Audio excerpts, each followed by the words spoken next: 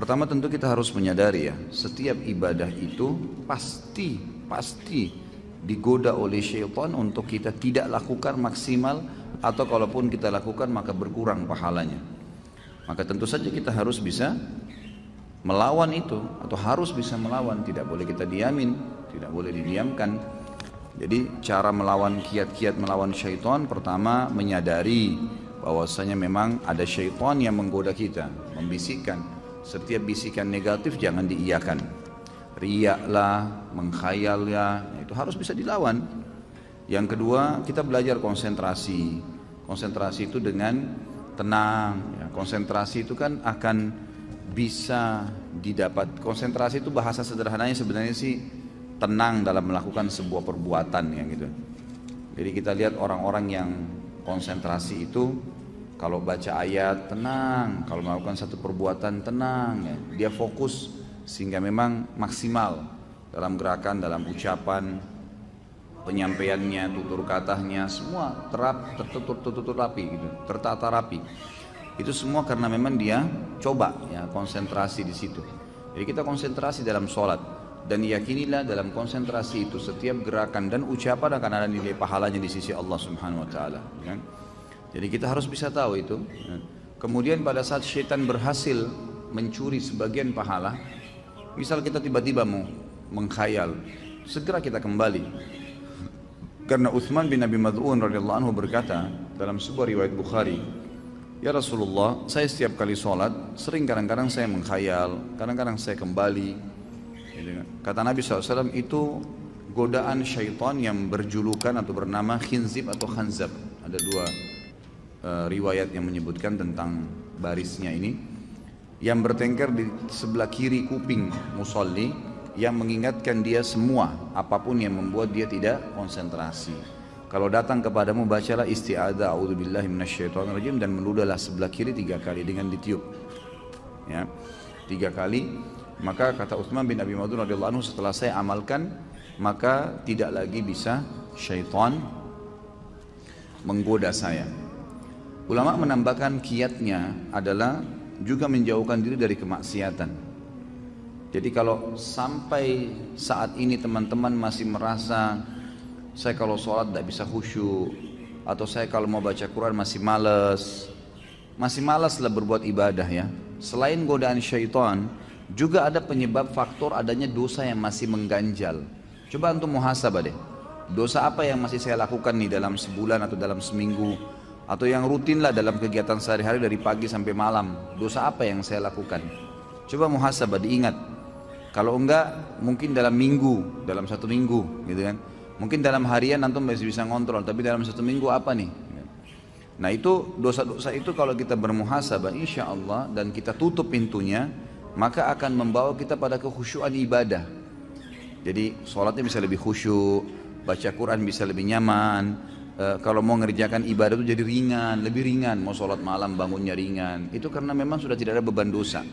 Jadi dosa itu juga menjadi penghambat, memang menjadi penghambat. Itulah yang dikatakan oleh Imam Syafi'i yang pernah saya sampaikan ya. Beliau belajar kepada gurunya Imam Waqi'. Jadi setiap kali Imam Syafi'i rahimahullah dikasih pelajaran oleh gurunya Imam Waqi', hafalan segala selalu lupa. Lalu Imam Syafi'i mengatakan dalam pepatah syair yang masyhur, "Syaqautu ila Waqi' su'a hifdhi." Saya mengeluhkan kepada Imam Waqi' tentang buruknya hafalanku, setiap hafal pasti lupa. Fa arsyadani ila tarkil ma'asi. Maka dia perintahkan saya untuk meninggalkan dosa, maksiat. Imam Syafi'i bingung, dosa apa yang saya lakukan gitu. Dia coba bermuhasabah. Dalam kegiatan sehari-harinya umumnya semuanya sudah berusaha dijaga, makanannya, minumannya, pakaiannya, halal, pergaulannya bagus-bagus saja gitu. Maka dia lalu mulai melihat ternyata gitu kan, kalau beliau mau jalan dari rumahnya ke rumahnya Imam Waqi' melewati sebuah pasar. Dan waktu itu di pasar itu masih ada perempuan-perempuan yang tidak pakai jilbab. Kadang-kadang di pasar itu ada transaksi-transaksi yang haram, ada kezaliman. Maka Imam Syafi'i bilang, tinggal ini nih yang saya belum coba nih. Ini beliau cuma lewat ya di pasar itu, nggak mampir, nggak punya toko di situ, nggak ikut transaksi. Kemudian beliau bilang, saya ganti jalurnya. Tadinya lewat di depan pasar, sekarang lewat belakang pasar. Dia nggak lihat pasar lagi. Ke rumahnya Imam Waqi'. Lalu dia hubungkan perkataan Imam Waqi setelahnya, wa akhbarani bi anna ilma nur wa nurullahi la yu'ta li 'asi. Dan disampaikan kepada saya bahwasanya ilmu itu adalah cahaya dari Allah, dan cahaya Allah tidak bisa dikasih, tidak bisa didapatkan kecuali pada orang yang bermaksiat. Dia bilang setelah saya ubah jalur jalan saya itu, maka saya temukan kalau saya buka kitab, kata Imam Syafi'i, buka kitab, maka saya tutup sebelahnya, karena kalau saya buka ketika saya hafal semuanya, gara-gara meninggalkan kemaksiatan. Jadi memang dia bisa menjadi penghambat itu. Coba bermuhasabah, insya Allah dengan menjaga diri dari kemaksiatan, maka salah satu faktor untuk membuat kita bisa khusyuk dalam ibadah.